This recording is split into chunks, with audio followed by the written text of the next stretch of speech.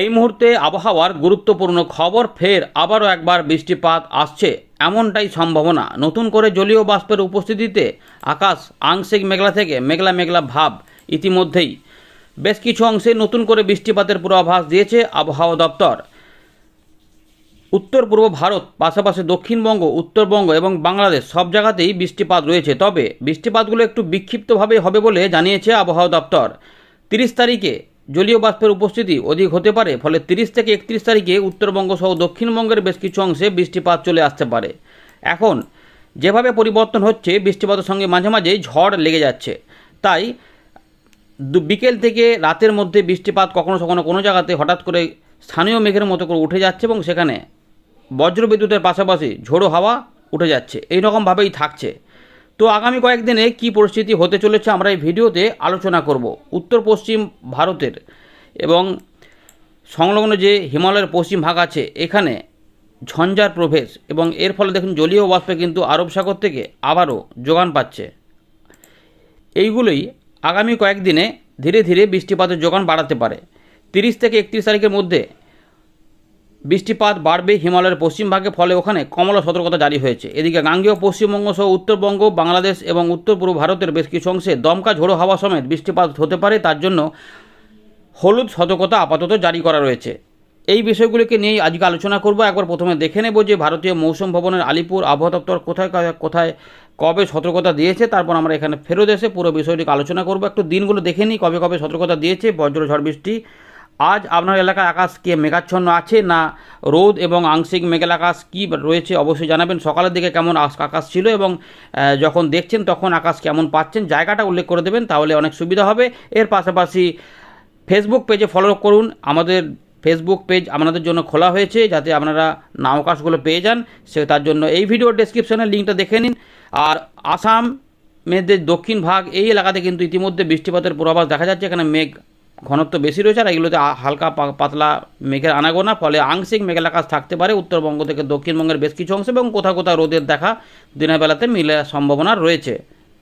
তো বন্ধুরা, আমরা একবার প্রথমে দেখে নেব যে সতর্কতা কবে কবে রয়েছে। তো আলিপুর আবহাওয়া দপ্তর যারা জানাচ্ছে ভারতীয় মৌসুম ভবনের, পশ্চিমবঙ্গ এবং সিকিম 28শে মার্চ যে আপডেট প্রকাশ হয়েছে তাতে বলা হচ্ছে যে 28 এবং 29 তারিখে কোনো সতর্কতা নেই, কিন্তু 30 থেকে 1 অর্থাৎ 30-31শে মার্চ এবং 1 এপ্রিল বজ্রবিদ্যুৎ সহ বৃষ্টিপাতের সম্ভাবনা রয়েছে।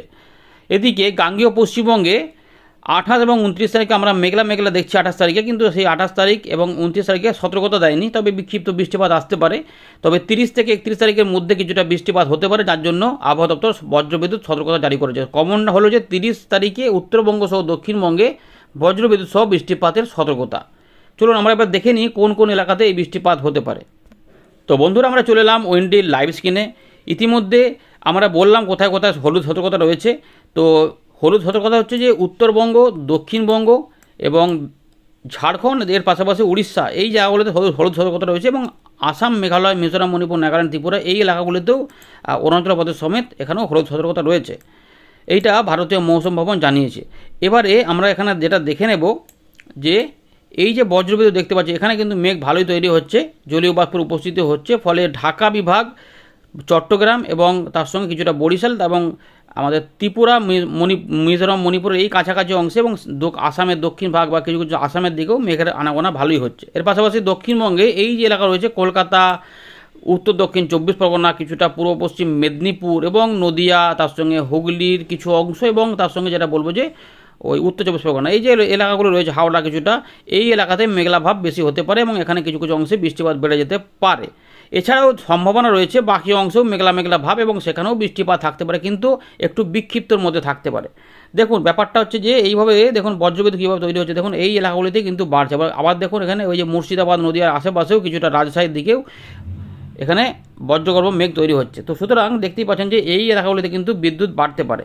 তার মানে এগুলো কিন্তু যেমন এখানে দেখুন 4টে লেখা রয়েছে, সেই 4টেতেই হবে তা মন না, এটা হয়তো রাত্রে 8টাতেও হতে পারে। মানে এইরকমভাবে টাইমগুলো একটু এদিক ওদিক হবে, কিন্তু এই এলাকার মধ্যে সম্ভাবনা থাকছে। তাই উত্তর দক্ষিণ 24 পরগনা সংলগ্ন সাতক্ষীরা, খুলনা, বরিশাল এই এলাকাতেও বজ্রগর্ভ মেঘ তৈরি হতে পারে এবং এখানে বৃষ্টিপাত কিন্তু হালকা থেকে মাঝারি মানের আসতে পারে। কিন্তু এর সঙ্গে যেটা হতে পারে, কখনো একটু বেশি জোরালো হলে সেখানে কিন্তু ঝড়ের সৃষ্টি হয়ে যেতে পারে, এই সম্ভাবনা কিন্তু থেকেই যাচ্ছে।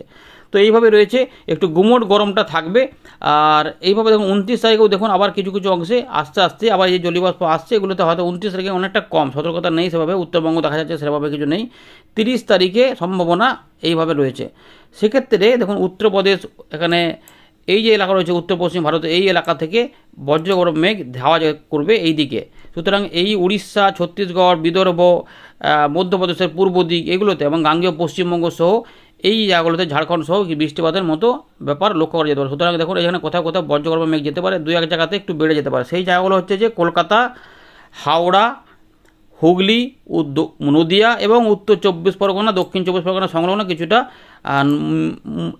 মেদিনীপুর, এই যে জায়গাগুলো রয়েছে এগুলোতে একটু বেশি হতে পারে, এইগুলোতে একটু কম কম হতে পারে। এগুলোতে রয়েছে কিন্তু কম কমের মধ্যে রয়েছে, একটু কম এদিক ওদিক করে হবে। এক জেলাতে বিভিন্ন অংশে সব জায়গাতে বৃষ্টিপাত নাও হতে পারে, মেঘলা আকাশটা হতে পারে।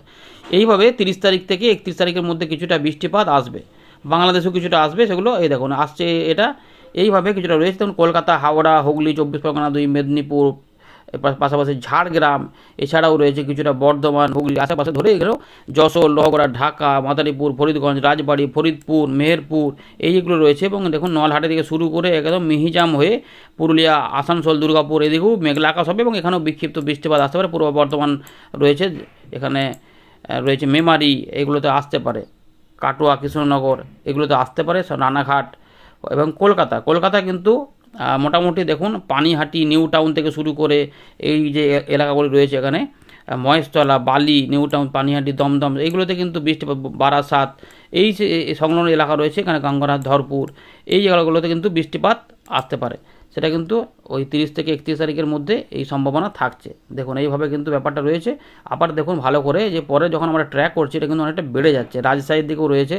তো এইভাবে দেখুন ব্যাপারটা, এগুলো সময়টা একটু এদিক ওদিক হবে। তো রাজশাহী দিকে ঢাকা হয়ে এটা এই এলাকাতে ঝড়ের ব্যাপার তৈরি করতে পারে। সুতরাং যদি সেটা হয় তাহলে কিন্তু অনেকটাই জোরালো হতে পারে। এইভাবে কিন্তু ব্যাপারটা রয়েছে, আমরা দেখিয়ে দিলাম 30 থেকে 31 তারিখের মধ্যে আমরা দেখতে পাচ্ছি যে এখানে কিন্তু এইভাবে একটা ব্যাপার সৃষ্টি হতে পারে। দেখুন কোনো কোনো অংশে কিন্তু বেশি রয়েছে, সেটাগুলো দেখুন এই যে চাকদা থেকে চন্দননগর, হাবড়া, বনগাঁ হয়ে যশোর, নড়াইল, বেনাপোল এগুলো রয়েছে, অভয়নগর, খুলনা, টঙ্গিপাড়া, গৌর নদী, মাদারীপুর, মকসুদপুর এই তার মানে এই যে কাছাকাছি মাগুরা রয়েছে। তার মানে এই এলাকার মধ্যে ঝোড়ো হাওয়া এবং বজ্রবিদ্যুৎ বেশি হতে পারে।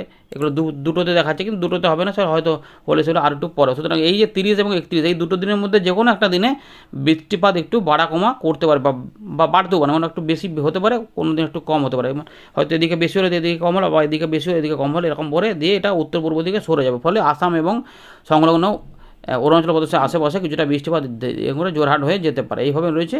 আর 1 তারিখের দিকে একটু কমের দিকে থাকবে, কিন্তু কিছু কিছু অংশে বিক্ষিপ্তভাবে থাকতে পারে। এটা 1 তারিখের দিকে এরকমভাবে বজ্রগর্ভ মেঘের সৃষ্টি হতে পারে। বাংলাদেশের চট্টগ্রাম এবং বরিশাল এই অংশে বৃষ্টিপাতের সম্ভাবনা থাকবে 4 তারিখ 5 তারিখ পর্যন্ত। দেখুন আবার 5 তারিখের দিকে একটা বৃষ্টিপাতের পূর্বাভাস আমরা দুপুর থেকে সন্ধ্যের মধ্যে পাচ্ছি, যেটা গাঙ্গেয় পশ্চিমবঙ্গ হয়েও যেতে পারে, সম্ভাবনা থাকছে। এইভাবে হতে পারে, সম্ভাবনা কিন্তু থাকছে।